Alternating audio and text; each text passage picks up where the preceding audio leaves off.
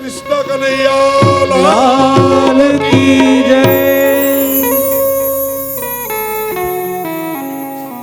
પ્રભુએ એક મુષ્ટિકાનો પ્રહાર કરી અને કંસને માર્યો છે। કંસનો સંહાર થયો, તેજ પ્રભુમાં મળી ગયું। પણ આ સમાચાર વાયુ વેગે જરાસંઘને પહોંચી ગયા, કારણ કે જરાસંઘની બંને દીકરીઓ હતી। કંસરાય એ જરાસંઘનો જમાઈ હતો। જરાસંઘની બંને દીકરીઓ અસ્તિ અને પ્રાપ્તિ, કંસની બંને પત્ની હતી, પ્રભુના ચરણમાં આવી અને રડે છે, પ્રભુને ઠપકો આપે છે, તમે મારા પતિને માર્યો। પ્રભુ કે મેં નથી માર્યો, એ એના કર્મે માર્યો છે। આખું નગર, આખું મથુરા ખંડ આના પાપથી ત્રાહિમામ હતા। બધા લોકોની અરજી અને દેવતાઓની અરજીને માત્ર મેં ન્યાય આપ્યો છે। કંસના ઓર્ધદેહિક સંસ્કારો કર્યા, પણ જરાસંઘને પ્રભુની સાથે વેર થયો। મારા જમાઈને શું કામ માર્યો? હવે હું તમને જોઈ લઈશ। પ્રભુ કે આવતો રહેજે, જ્યારે જોવું હોય ત્યારે। જરાસંઘને ભયંકર ક્રોધ આવ્યો। અહીંયા મથુરામાં કંસરાયના બધા અગ્નિ સંસ્કારો પૂર્ણ થયા અને ઉગ્રસેન મહારાજ એમને કેદખાનામાં રાખ્યા હતા। પ્રભુ અને દાઉજી ગયા, ઉગ્રસેન મહારાજને કેદખાનામાંથી મુક્ત કર્યા। પોતાના માતા પિતા વસુદેવ અને દેવકીજીને મુક્ત કર્યા। બહુ રેડા છે વસુદેવ અને દેવકીજી, કંસને તમે માર્યા, બહુ સારું થયું, પણ પ્રભુ તમારા જન્મ પછી અમારે 12 વર્ષ સુધી જેલમાં રહેવું પડ્યું છે।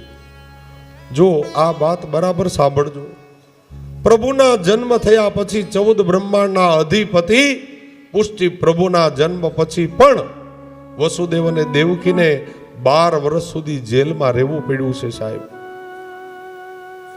અને આપણને ગોઠણ દુખે ત્યાં તો આપણે મંડા ફરિયાદ કરવા, ગોઠણ દુખે ને આમ થાય, ફલાણું થાય, આંબલી બંધ કરી દો, બીજું શું હોય, એટલે ગોઠણ બંધ થઈ જાય। ઘણા તો અમારી પાસે આવે આવા પ્રશ્નો લઈને, અરે અમારી પાસે આવે તો વાંધો નહીં, ઠેઠ આપશ્રી પાસે પણ જાય। ઘરમાં બીમારી જાતી નથી, હવે એમાં આપશ્રી શું કરી દે ભાઈ? ખાવા પીવામાં ધ્યાન રાખો એટલે સારું થઈ જાય। આવી ફરિયાદો, ખોટી ખોટી લૌકિક ફરિયાદો આપણા ગુરુદેવને ન કરાય। કોઈ આધ્યાત્મિક પ્રશ્ન હોય તો બરાબર છે, કોઈ આપણા માર્ગનો પ્રશ્ન હોય તો બરાબર છે, આપણા માર્ગની કોઈ રીતિ નીતિ કોઈ પ્રશ્ન ન સમજાતો હોય તો ગુરુદેવને શ્રમ ચોક્કસ અપાય, પણ આપણી લૌકિક વાતો માટે ગુરુદેવને શ્રમ આપવા ન જવાય ભાઈ। એ તો આપણે સમજવાનું હોય। કર્મણા જાયતે જંતુ કર્મેણેવા વિલીયતે, એ આપણા કર્મનું ફળ છે, સુખ આવે કે દુઃખ આવે, એમાં આપશ્રીને આપણે વિનંતી કરવા ન જવાય।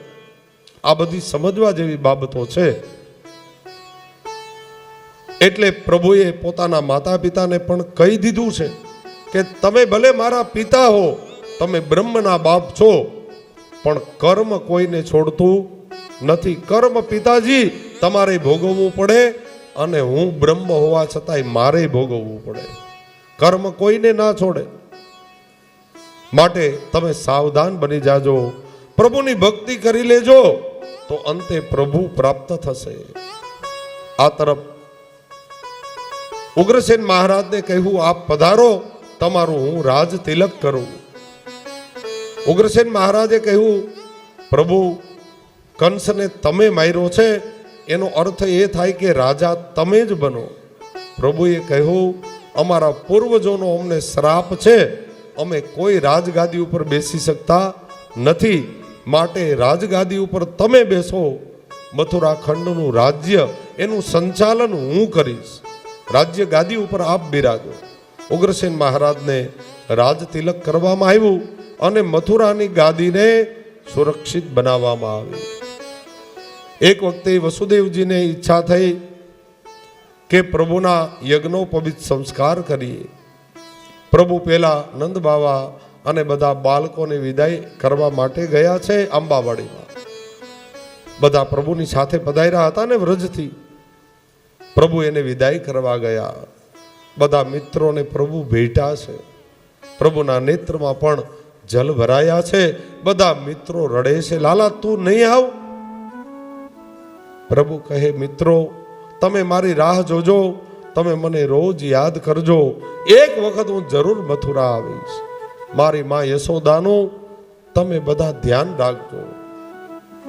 નંદ બાબા બહુ રેડ્યા છે.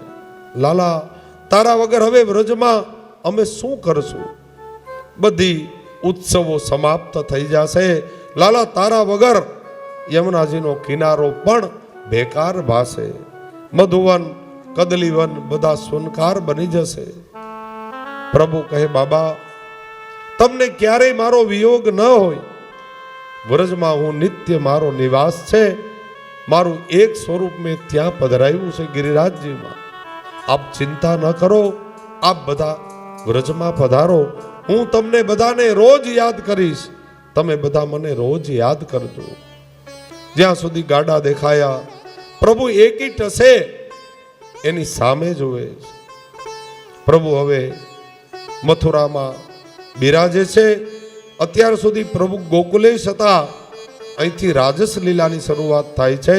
એટલે પ્રભુ હવે મથુરેશ થયા. આપ શ્રી મહાપ્રભુજી આજ્ઞા કરે છે 3 પ્રકારની લીલાઓ. એમાં શ્રીમદ ગોકુલની લીલા, ત્યારે પ્રભુ ગોકુલેશ, હવે રાજસ લીલા એટલે પ્રભુ મથુરેશ થયા.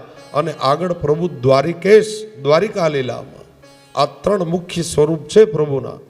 એમાં બીજું સ્વરૂપ પ્રભુનું રાજસ લીલામાં, રાજસ પ્રકરણમાં હવે પ્રવેશ કરે છે કથા. પ્રભુ હવે મથુરેશ થયા. બંને ભાઈઓની યજ્ઞોપવિત આદિ સંસ્કારો થયા. અને એક વખતે માતા પિતાએ આજ્ઞા કરી, પ્રભુ તમારે ગુરુ ધારણ કરવા પડે અને આપને પણ વિદ્યાભ્યાસ માટે સાંદીપનીજીના આશ્રમમાં જવું પડશે. પ્રભુ અને દાઉજી સુંદર રથ લઈ અને ઉજ્જૈનની પાસે એક ગુરુકુલ હતું. એ સાંદીપનીજીનું ત્યાં ગુરુકુલ ચાલતું હતું. ગુરુકુલ કેને કહેવાય? જે વિદ્યાપીઠની અંદર 10,000 વિદ્યાર્થીઓ અભ્યાસ કરતા હોય એને ગુરુકુલ કહેવાય. અને એ વખતમાં ન ભૂલતો હોવ તો 24 થી 25,000 ગુરુકુલો આપણા ભારત ખંડમાં ચાલતા હતા. કેટલા? 24 થી 25,000 ગુરુકુલો. એ અંગ્રેજોએ આવીને આપણું નિકંદર કાઢી નાખ્યું. આપણી સંસ્કૃત ભાષાને ખોટી ઠેરવી અને ગુરુકુલોને બંધ કરાવ્યા. એ કામ અંગ્રેજોનું હતું.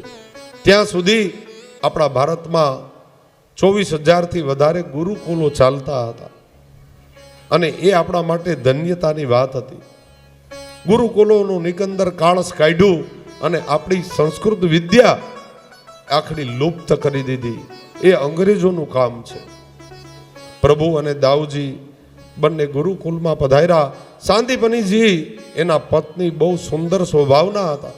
પ્રભુ પધાર્યા, ખૂબ સ્વાગત કર્યું. અને એક કુટીરની અંદર પ્રભુ, દાઉજી અને પોરબંદરથી આવેલા સુદામાજી બ્રાહ્મણના દીકરા, આ ત્રણેય એક કુટીરની અંદર નિવાસ કરતા હતા. સુંદર વિદ્યાભ્યાસ ચાલતો હતો. સાંદીપનીજીએ કીધું, પ્રભુ મારા કેટલા સદભાગ્ય કે આ ગુરુ થવાનો અવસર તમે મને આપ્યો.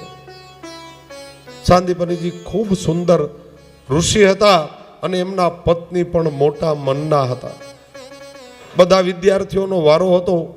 કાષ્ટ લેવા જવું પડે, લાકડા લેવા જવું પડે, સમિધાઓ લેવા જવું પડે, રસોઈ ઘરમાં મદદ કરવી પડે. આ બધું કામ દાઉજી અને પ્રભુ બંને કરતા હતા. એક વખતે લાકડા લેવાનો સમય થયો એટલે પ્રભુ અને એના મિત્ર હતા સુદામાજી, બંનેને જવાનો વારો હતો. કુવાડો લીધો, દોરી લીધી, લાકડા કાષ્ઠ કાપવા માટે બંને ભાઈઓ જતા હતા. ગુરુ માતાએ 3 મુઠ્ઠી ચણા આપ્યા હતા, શેકેલા ચણા સુદામાજીને આપ્યા હતા. લ્યો બંને મિત્રો આ ચણા આરોગજો, તમને ભૂખ લાગે તો. બંને મિત્રો ગયા. ભાદરવા માસનો એ પ્રારંભ હતો. ભાદરવા મહિનામાં બપોર પછી વરસાદ થાય, આવો લગભગ નિયમ હોય. એટલે લાકડા કાપતા કાપતા સાંજ પડી ગઈ. ઘણા બધા લાકડા કાપ્યા. સાયંકાલે જ્યારે આવવાનું હતું ફરી એ વખતે ભયંકર વરસાદ શરૂ થયો. વીજળીના કડાકાઓ થયા અને માંડ્યો વરસાદ પડવા. બંને મિત્રો ઊભા રહી ગયા કે સુદામાજી હવે તો ઘર સુધી જવું થોડી તકલીફ પડશે. ત્યાં તો અંધારું થવા લાગ્યું, જંગલમાંથી કેવી રીતે પસાર થવાય. સુદામાજી કે લાલા લાલા મને તો બહુ ડર લાગે છે, આ વીજળીના કડાકા તો જો થાય. પ્રભુ કે સુદામાજી તમે શું કામ ડરો છો? હું તમારી સાથે છું ને, તમે ચિંતા ન કરતા હો, હું તમારી સાથે જ છું. પ્રભુ અને સુદામા એક એક ઝાડ ઉપર બેઠા. અર્ધરાત્રિ થઈ. સુદામાજીને બહુ ભૂખ લાગી હતી. કકડીને ભૂખ લાગી, આખો દી પલળ્યા હતા એટલે ભૂખ પણ લાગે. સુદામાજીને બહુ ભૂખ લાગી એટલે સુદામાજી કોઈને ખબર ન પડે, લાલાને ખબર ન પડે એમ છાના મના પેલા ચણા આરોગતા હતા, શેકેલા ચણા. સુદામાજીએ મનમાં વિચાર કર્યો કે આમાં દોઢ મુઠ્ઠીમાં ન તો હું ધરાવ ન એ ધરાય લાલો, તો 1.5 મુઠ્ઠી દેવાથી ફાયદો શું? એના કરતાં હું ખાઈ જાઉં તો મને એકને તો સંતોષ થાય. સુદામાજી ચણા આરોગે છે અને પ્રભુ આ કટકટનો અવાજ સાંભળી જાય છે. પ્રભુએ કહ્યું સુદામાજી આ કટકટનો અવાજ શેનો આવે? સુદામાજી ખોટું બોલ્યા છે. અરે પ્રભુ મને બહુ તાઢ ચડીને મારી 32 ભટકાઈ છે ને એનો અવાજ આવે છે, બીજું કાંઈ નથી. પ્રભુ કે આ કટકટ એટલે તારી 32 ભટકાઈ છે એમને? સુદામાજી કે હા, બીજું કાંઈ નથી ને? બોલે નહીં. પ્રભુ મનમાં બોલે છે સુદામા તારું આ કટકટ તને બહુ ભારે પડવાનું છે. આ 1.5 મુઠ્ઠી મારા ચણા ખાધા ને એનું 3 મુઠ્ઠી વ્યાજ સહિત જ્યાં સુધી દેવા નહીં આવ ત્યાં સુધી મારોય ઉદ્ધાર નહીં થાય અને તારોય નહીં થાય. સુદામાજી 1.5 મુઠ્ઠી ચણા આરોગી ગયા અને સવાર થયું. ગુરુ માતા, ગુરુદેવ, દાઉજી બધા આની ગોતણી કરવા આવ્યા. ક્યાં ગયા? આખી રાત મળી ગયા, બધી વાત કરી. બધા ગુરુના આશ્રમમાં પધાર્યા. સુંદર ભોજન બનાવ્યું ગુરુ માતાએ, બધાને ભોજન કરાયું. થોડા દિવસમાં પ્રભુનો વિદ્યાભ્યાસ પૂરો થયો. પ્રભુને થોડું ભણવાનું હોય ભાઈ, આ તો એક ચીલો પાડવા માટે, આપણને જ્ઞાન દેવા માટે પ્રભુએ ગુરુ ધારણ કર્યા અને વિદ્યાભ્યાસ કર્યો. બાકી પ્રભુને થોડું ભણવાનું હોય. બધી વિદ્યાભ્યાસ પૂર્ણ થયું અને પ્રભુ હવે વિજય થવાની તૈયારી કરે છે. ગુરુદેવની પાસે ગયા. ગુરુદેવને 2 હાથ જોડીને કહ્યું મહારાજ, સાંદીપનીજીને કીધું ગુરુદેવ જો અમે ક્ષત્રિય છીએ, તમે બ્રાહ્મણ છો, અમે તમારી પાસેથી મફત વિદ્યા ન ભણીએ હો. આપ જે કાંઈ ગુરુ દક્ષિણા જોતી હોય આપ માગી લ્યો. ગુરુદેવ બહુ સંતોષી હતા. એણે કહ્યું પ્રભુ મારે કોઈ ગુરુ દક્ષિણા જોતી નથી, તમારા માતુશ્રીને પૂછી લ્યો, ગુરુ માતાને પૂછો, એની કાંઈ ઈચ્છા હોય તો તમે પૂરી કરી દો. ગુરુ માતાની પાસે પ્રભુ પધાર્યા. માને કહ્યું માં તારી કાંઈ ઈચ્છા હોય તો બોલ. ગુરુ માતાએ કહ્યું પ્રભુ આપ સમર્થ છો ને એટલે કહું છું, મારો એકનો એક દીકરો હતો, કોઈ રાક્ષસ આ દરિયામાં લઈ ગયો. તમારી જો ઈચ્છા થાય અને આપ કૃપા કરો તો મારો દીકરો મને મળી જાય. પ્રભુ કે અરે માતા એમાં શું મોટી વાત, હમણાં તારો દીકરો લઈને આવું. દાઉજી અને પ્રભુ બાજુના બેટ સમુદ્રમાં પધાર્યા. સમુદ્રના વરુણના પાર્ષદોએ પ્રભુનું સ્વાગત કર્યું. ત્યાં એક પાંચજન્ય નામનો દૈત્ય હતો, પ્રભુએ એનો વધ કર્યો. એટલે વરુણના દૂતોએ પાંચજન્ય નામનો શંખ હતો, પ્રભુને ભેટ કર્યો. પ્રભુએ પૂછ્યું મારા ગુરુનો દીકરો? તો કે યમપુરીમાં છે પ્રભુ, ત્યાં પધારો, ત્યાંથી તમને મળી જશે. પ્રભુ પૃથ્વી ઉપર પધાર્યા અને એ જ વખતે શંખ પાંચજન્ય શંખનો ધ્વનિ કર્યો અને એ ધ્વનિ થતા બધા રાક્ષસોના હૃદય દ્રવવા લાગ્યા કે આપણો કાળ ક્યાંક પ્રગટ થઈ ગયો. એટલા માટે પ્રભુએ શંખનો ધ્વનિ કર્યો. દાઉજીને કહ્યું, દાઉજી હવે પ્રેમ લીલા પૂર્ણ થાય છે અને હવે યુદ્ધ કરવાના છે. હવે બંસી નાદ નહીં, હવે તલવારના ઘા કરવાના છે. હવે એ સમય આવી ગયો. પ્રભુ અને દાઉજી યમપુરીમાં ગયા. યમ રાજાએ સ્વાગત કર્યું. ગુરુનો દીકરો પાછો સોંપ્યો અને પ્રભુ સાંદીપની આશ્રમમાં પધાર્યા. ગુરુ માતાને એનો દીકરો સુપ્રત કર્યો. લે માં, આ તારી ગુરુ દક્ષિણા, આ તારો દીકરો.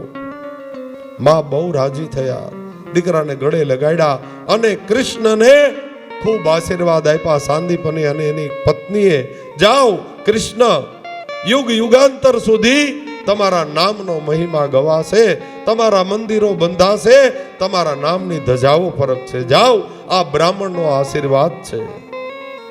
પ્રભુ કહે, ધન્ય ધન્ય તમારા બ્રાહ્મણોના આશીર્વાદ જ્યાં સુધી અમારા મસ્તક ઉપર રહેશે ત્યાં સુધી ધર્મની ધજાઓ ફરકતી રહેશે. આ દ્વારિકાધીશ બોલ્યા છે, પ્રભુ બોલ્યા. પ્રભુ અને દાઉજી રથમાં આરૂઢ થયા.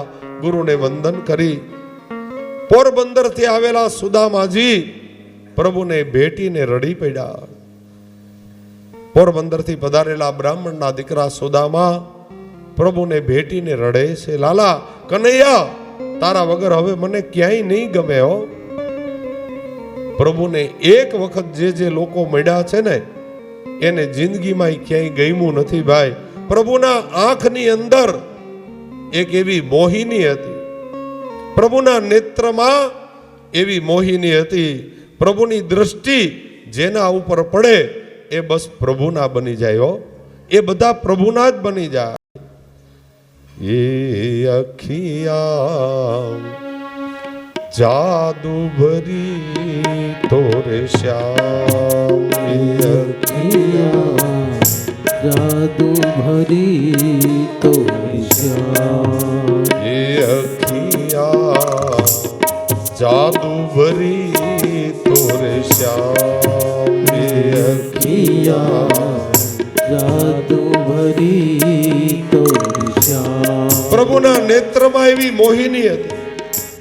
પ્રભુના નેત્ર, પ્રભુની નજર જેના ઉપર પડે બસ એ પ્રભુના બની જતા.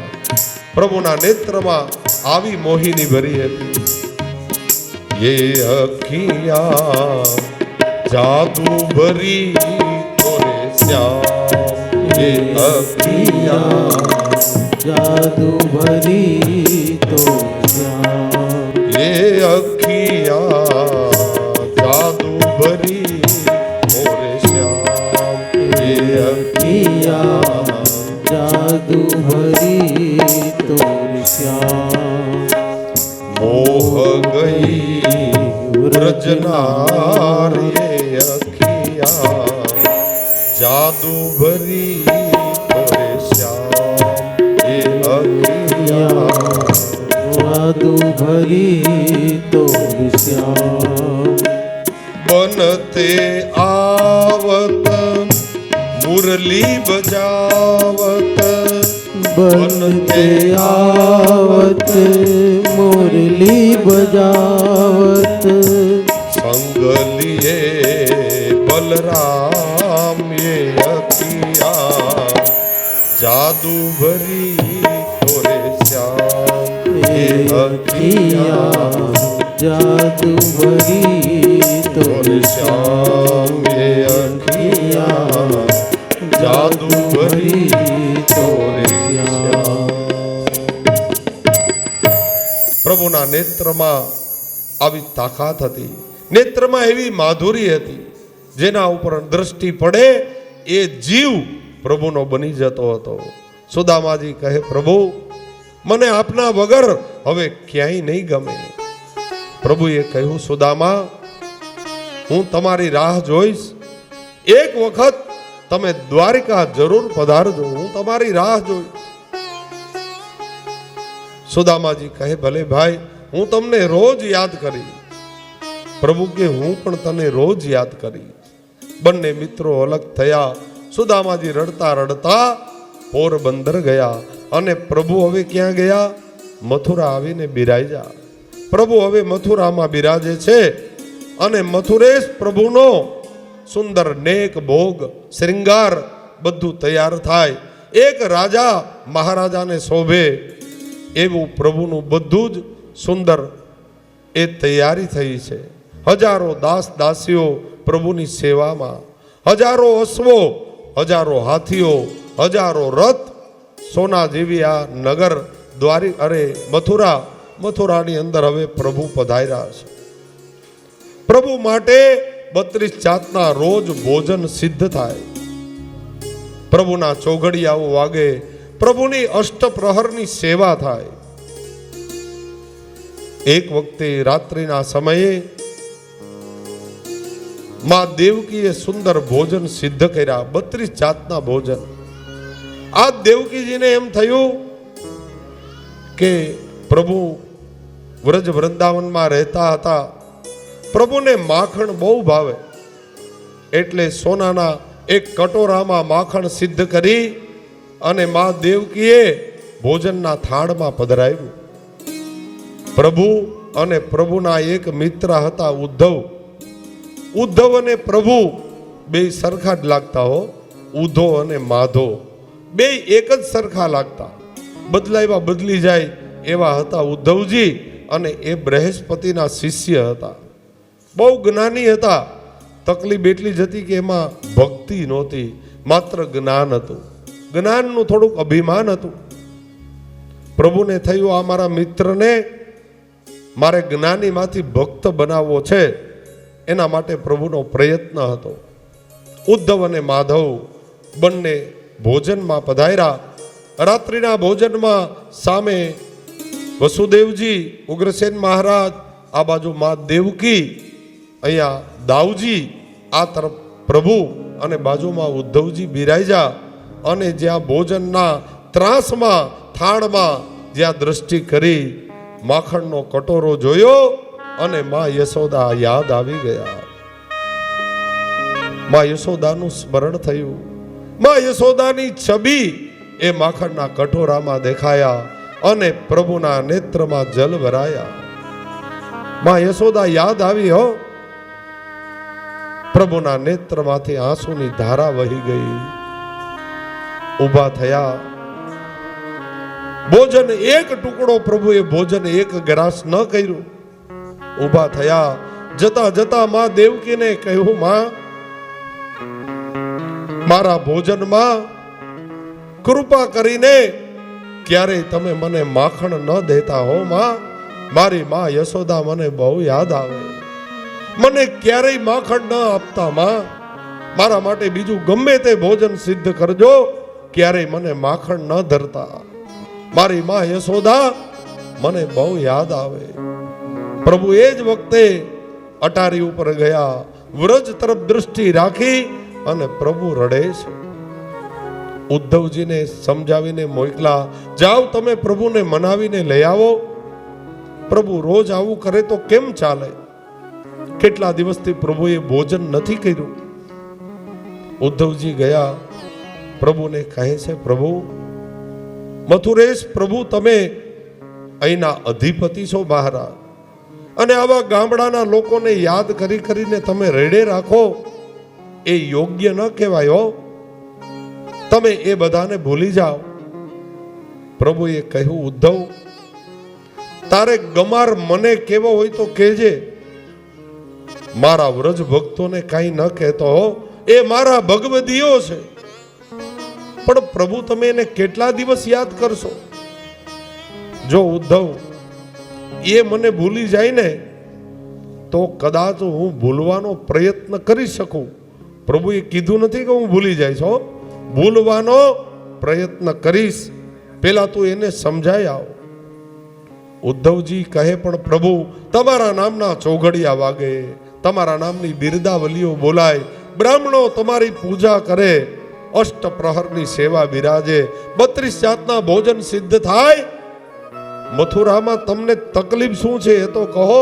હજારો હાથી ઘોડા અને પ્રભુ કહે, ઉદ્ધવ તું કહે ને હજારો દાસ દાસીઓ, એ હજારો દાસ દાસીઓ બધા નોકર છે હો.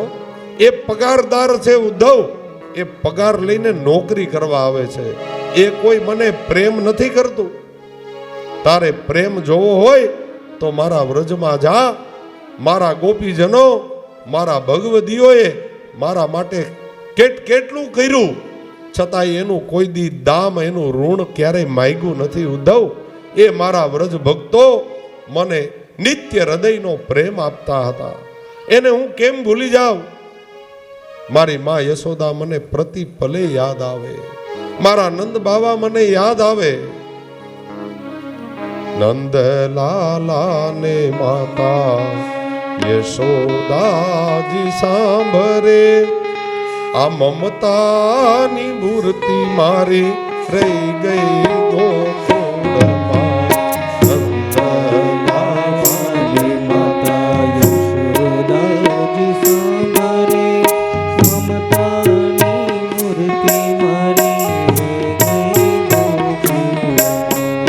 નંદલાલા ને માતા યશોદાજી સાંભરે, મમતાની મૂર્તિ મારી રહી ગઈ ગોકુળમાં. નંદલાલાની માતા યશોદાજી સાંભરે, મમતાની મૂર્તિ મારી રહી ગઈ ગોકુળમાં.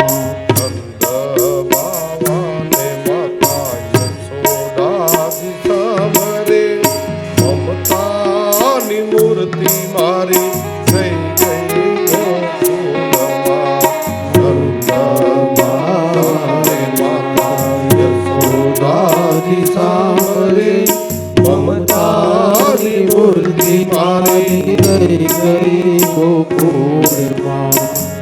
સોના ચાંદીના વાસણો મજાના, સોના ચાંદીના વાસણ મજાના, કાંસાની થાળી મારી રહી ગઈ ગોકુળમાં. કાંસાની થાળી મારી રહી ગઈ ગોકુળમાં. છપ્પન ભોગ અહીં સ્વાદના ભરેલા, છપ્પન ભોગ લઈ સ્વાદના ભરેલા, માખણ ને રોટી મારી રહી ગઈ ગોકુળમાં. માખણ ને રોટી મારી રહી ગઈ ગોકુળમાં.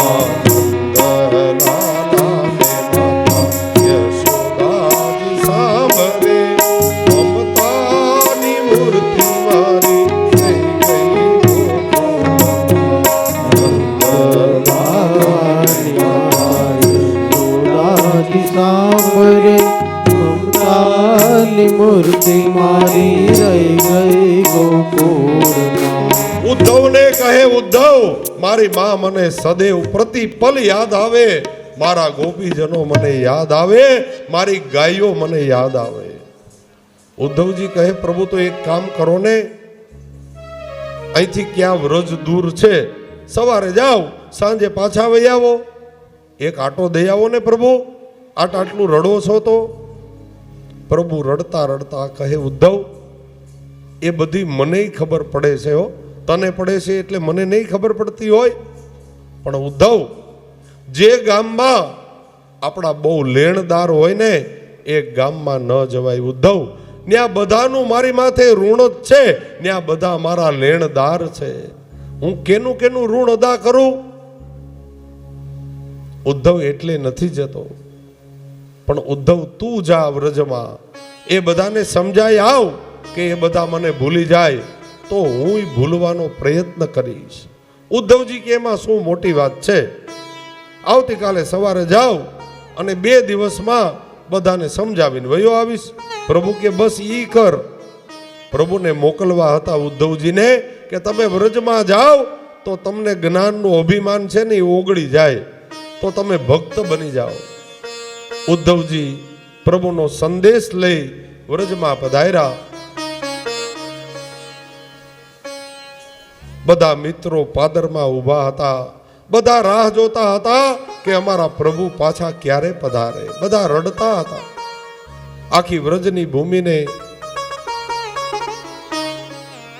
જલ આચ્છાદિત જોઈ, ભીની માટી જોઈ ઉદ્ધવજીએ ઉતરીને પ્રશ્ન કર્યો કે આ માટી કેમ ભીની છે? અહીંયા કોઈ કમોસમી વરસાદ પડ્યો કે શું? અત્યારે તો માગસર મહિનો ચાલે છે, અત્યારે કઈ વરસાદ તો હોય નહીં, તો કમોસમી વરસાદ થયો?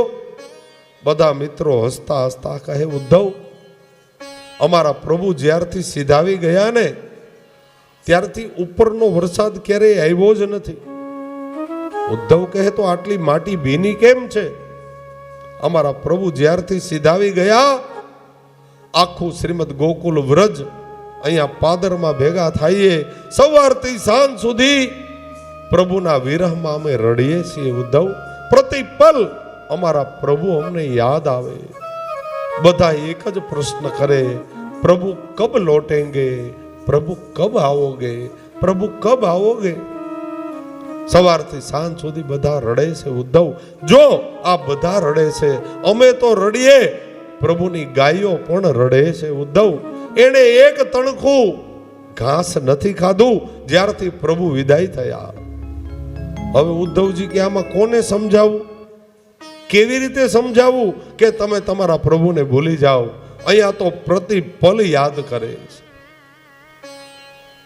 બધા ને પૂછ્યું કે માં યશોદા ક્યાં બિરાજે? ઉદ્ધવ, એનો રસ્તો ન પૂછાય. જો આ જળનો ધોરિયો ચાલ્યો આવે ને, લીટ હતી એકદમ નાની એવી. ઉદ્ધવ, એ માર્ગે વયા જાઓ, બાબાનું મંદિર આવી જશે. અને ઉદ્ધવ યાદ રાખો, એ જે લીટ, જે ધોરિયો ચાલ્યો આવે છે, એ કોઈ વાસણ માંજવાનું પાણી નથી હો. નંદ અને યશોદા પ્રભુ જ્યારથી વિદાય થયા ત્યારથી રડે છે. ઉદ્ધવ, એના નેત્રનું એ જલ છે. ઉદ્ધવને તો બુદ્ધિ કામ કરતી બંધ થઈ ગઈ. હવે કોને સમજાવું કે તમે તમારા પ્રભુને ભૂલી જાઓ? માને મળ્યા. ઉદ્ધવજી યમુના પુલિંગ ઉપર ગયા, ગોપીજનોને મળ્યા. અહીંયા ભ્રમર ગીત બોલાયું, મધુપકી સ્તવ બંધો. આ ચોથું ગીત છે ભાગવતજીનું. મધુપકી સ્તવ બંધો મહાપુરુષાગ્નિમ શપત્ન્યા કચવલોલિત માયા સુસ્મતિ સુસ્મ ભૃંગ. ગોપીજનો ભ્રમર એટલે, ભ્રમર ગીત એટલે બોલે છે કે એક ભમરો આવ્યો ઉડતો ઉડતો, ઠપકો આપે છે ઉદ્ધવને. ઉદ્ધવને કહે, તમે પ્રભુના મિત્ર છો ને? બોલે હા. બધા ગોપીઓ હસવા લાગ્યા. તમે પ્રભુના મિત્ર છો? બોલે હા. કોઈ દિવસ ન હોય ઉદ્ધવ, પ્રભુના જે મિત્ર હોય ને એ પ્રભુને છોડીને એક મિનિટ ક્યાંય ન જાય. ઉદ્ધવ, તમે અહીંયા શું કામ આવ્યા? તમે પ્રભુના મિત્ર હોવો જ નહીં. ઉદ્ધવજી કે હું પ્રભુનો મિત્ર છું, હું તમને બધાને સંદેશ આપવા આવ્યો. ગોપીજનો કહે, કયો સંદેશ? પ્રીતમ કો પ્રતિયા लिखो जो हृदय से जाए, यहाँ तो तन में मन में और नयन में रम रहा वाको का संदेश. પત્ર એને લખાય કે પતિ વિદેશમાં ગયો હોય તો અમારા પ્રભુ તો અમારા હૃદયમાં બિરાજે છે. ઉદ્ધવ, અમે કોને સંદેશ આપીએ? ઉદ્ધવ કહે, ગોપીજનો, તમે તમારા મનને સમજાવો. ફરી પાછા હસે છે ગોપીજનો. ઉદ્ધવને કે, ઉદ્ધવ, એક હતો સો ગયો શ્યામ સંગ, મન ન ભયે 10-20 ઉધો, મન ન ભયે 10-20. મન એક જ હોય માણસ પાસે, કાંઈ 10-20 મન ન હોય. ઉદ્ધવ, એક હતું ને એ તો પ્રભુની સાથે ગયું. હવે અમે કોને આરાધીએ કે આ મનને સમજાવીએ? ઉદ્ધવ, કદલી વનમાં રાધિકાજી બિરાજતા હતા. ઉદ્ધવજી એને મળ્યા છે. રાધિકાજીનો દેહ એકદમ શ્યામ વર્ણો બની ગયો.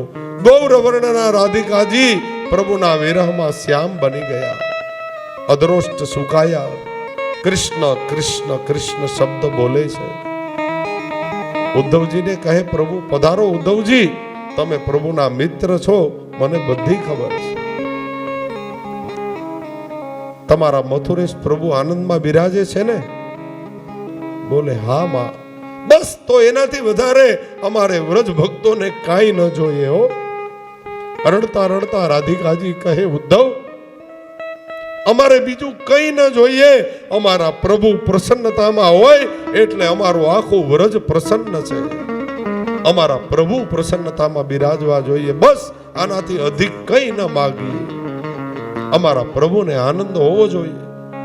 વૈષ્ણવો આને જ કહેવાય જે પ્રભુનો હંમેશા પ્રસન્નતા વિચારે. એ જ સાચો ભગવદી જીવ જે પોતાના પ્રભુને હંમેશા પ્રસન્ન રાખે. પોતે દુખી હોય તો ભલે હોય, મારા પ્રભુ પ્રસન્ન રહેવા જોઈએ. આ જ ભગવદી ભક્તનું લક્ષણ છે. આ જ સાચો વૈષ્ણવ. છેલ્લે ઉદ્ધવજી જતા હતા, ગોપીજનોને કહ્યું ગોપીઓ, તમારે કાંઈ સમાચાર આપવા છે પ્રભુને? હા, એક સમાચાર દેવા છે ઉદ્ધવ. અમે એવું સાંભળ્યું છે કે મથુરામાં કોઈ કુબજા છે અને એની સાથે પ્રભુને બહુ ભળે છે. સમજાય છે ને? એક કુબજા છે એની સાથે પ્રભુને બહુ ભળે છે અને પ્રભુ કદાચ એની સાથે જો આ બળતા બળતા બોલે છે, ગોપીજનોને વિરહ સતાવે છે એટલે બોલે છે. પ્રભુને કહેજો એની સાથે લગ્ન કરી લે, અને લગ્ન કરીને અહીંયા આવશે ને તો અમે પ્રભુને પોખી લેશું. પોખી લેશું ના બે અર્થ થાય. એક તો પોખણ વિધિ અને બીજું પોખવું એટલે આપણા ગુજરાતીમાં. એટલે ગોપીજનો હવે શું કીધું એ તો એ સમજે, પણ પોખવાની વાત કરી. એ મથુરાના રાજા થયા છો, વાળોને ભૂલી ગયા છો. મથુરાના રાજા થયા છો, એ ગોવાળોને ભૂલી ગયા છો. માને તીન મોલે રહ્યા છો રે, હે ઓધાજી એ મારા વાલાને એ વઢીને કહેજો, માને તો મનાવી લેજો રે ઓધાજી મારા વાલાને એ વઢીને ખૂબ જાશે રંગે કાળી, કાળા એના વનવાડી. ખૂબ જાતો અંતે કાળી, એ વાલા તમે વન મારી. આવી જોડી ક્યાંય ન ભાડી, એ ઓધાજી એ મારા વાલાને વઢીને માને તો મનાવી મનાવી લેજો રે ઓધાજી મારા વાલાને એ વઢીને ઉદ્ધવજી, પ્રભુને અમારા સમાચાર આપજો કે પ્રભુને જો આ ભગવદી ભક્તનું લક્ષણ છે, આને જ ભક્ત કહેવાય, આને જ વૈષ્ણવ કહેવાય. પ્રભુને વિનંતી કરજો કે જો એમને મથુરામાં આનંદ આવતો હોય તો અમારા સુખનો વિચાર કરીને ક્યારેય વ્રજમાં ન પધારે. પ્રભુને જો આનંદ આવતો હોય તો ત્યાં જ બિરાજે, અમારી ચિંતા ન કરે. અમારા પ્રભુને અમે પ્રતિપલ યાદ કરીએ છીએ. ઉદ્ધવ, બસ આટલો સંદેશો આપજો. ये तो प्रेम की बात है उद्धव, ज्ञान चर्चा सुहाती नहीं है. ये तो प्रेम की बात है उद्धव, ज्ञान चर्चा सुहाती नहीं है. यहाँ हर दम पे होती है पूजा, सिर झुकाने की फुर्सत नहीं है. उद्धव जी, આવ્યા હતા 3 દિવસનું કહીને, પણ એક મહાત્માના મતે 3 મહિના અને એક મહાત્માના મતે 6.5 મહિના ઉદ્ધવ વ્રજમાં રોકાયા. માને મળી, માખણ પધરાવી, મથુરા સીધાવ્યા, પ્રભુને બધી વાત કરી. આવ્યા ત્યારે અકડ હતા ઉદ્ધવ, અને હવે ઢીલા પડી ગયા છે, કારણ કે ભક્તિ માર્ગ સ્પર્શ કરી ગયો, ભગવાનના ભક્તિ બની ગયા. અને હવે આવીને ભગવાનને ખીજાય છે કે પ્રભુ તમે કેટલા નિષ્ઠુર છો, તમે કેટલા કઠણ છો, વ્રજ ભક્તોને છોડી અહીંયા મથુરા શું કામ આવ્યા? પ્રભુ કે તું કહેતો હતો ને કે એને ભૂલી જાવ. પ્રભુ એ કેમ ભૂલાય? ભૂલવા મને કહો છો, આ સ્નેહી ભૂલાય ક્યાંથી? ભૂલવા મને કહો છો, પ્રેમી ભૂલાય ક્યાંથી? ભૂલવા મને કહો છો, પ્રેમી ભૂલાય ક્યાંથી? ભૂલવા મને કહો છો, પ્રેમી ભૂલાય ક્યાંથી? કોઈ પ્રેમી જનોને પૂછો, પ્રેમી ભૂલાય ક્યાંથી? દિલથી કે દ્રષ્ટિએથી પ્રેમી ભૂલાય ક્યાંથી? ભૂલવા મને કહો છો, પ્રેમી ભૂલાય ક્યાંથી? ભૂલવા મને કહો છો, પ્રેમી ભૂલાય ક્યાંથી? કાજલ બનીને બેઠા તમે રામના નયનમાં, પ્રેમી બનીને બેઠા તમે રામના નયનમાં. દિલથી કે દ્રષ્ટિએથી સીતા ભૂલાય ક્યાંથી? ભૂલવા મને કહો છો, પ્રેમી ભૂલાય ક્યાંથી? ભૂલવા મને કહો છો, પ્રેમી ભૂલાય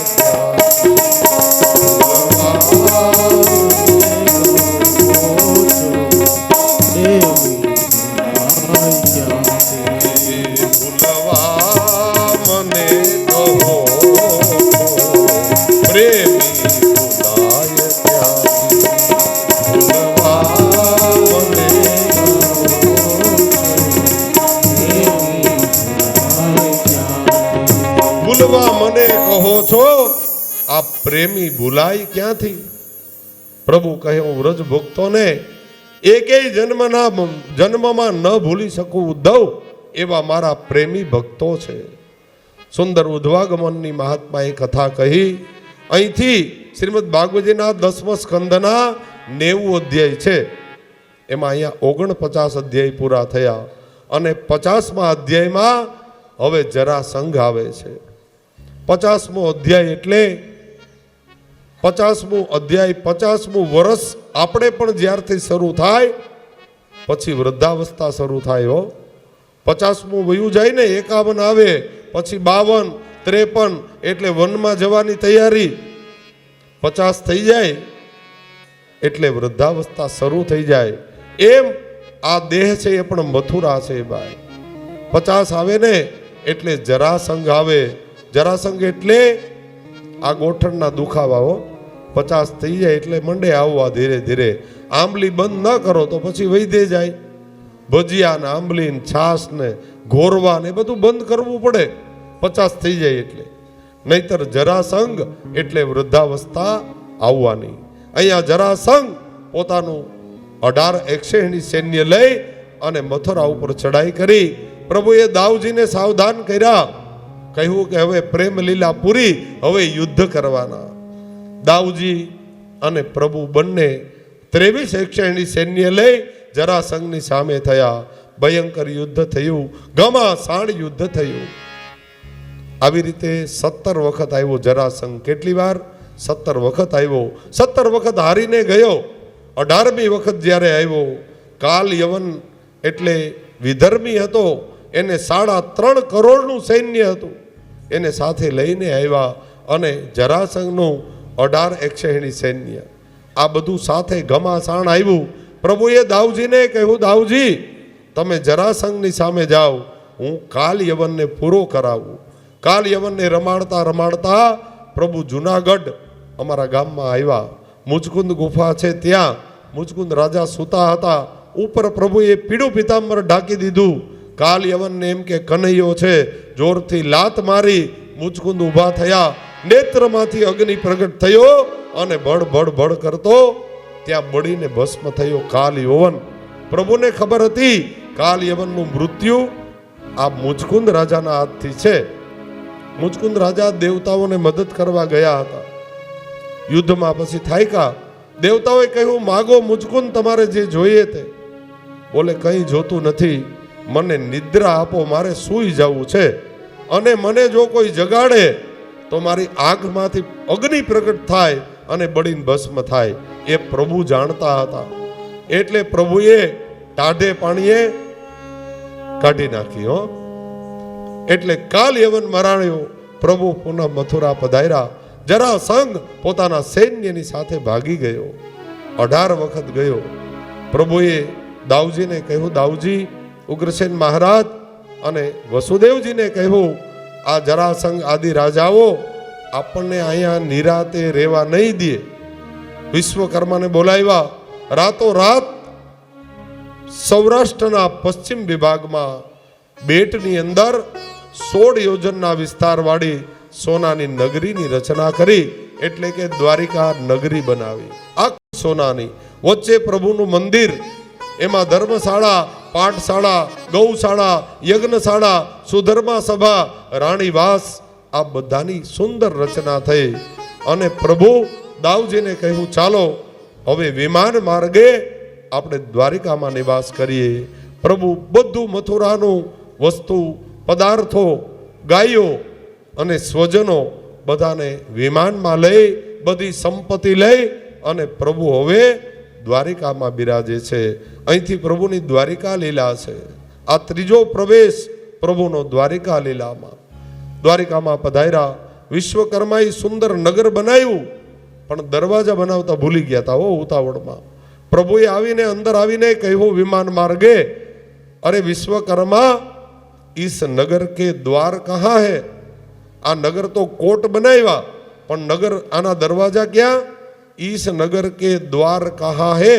ये शब्द ऊपर थी ये नगरी नु नाम द्वारिका पड़ू.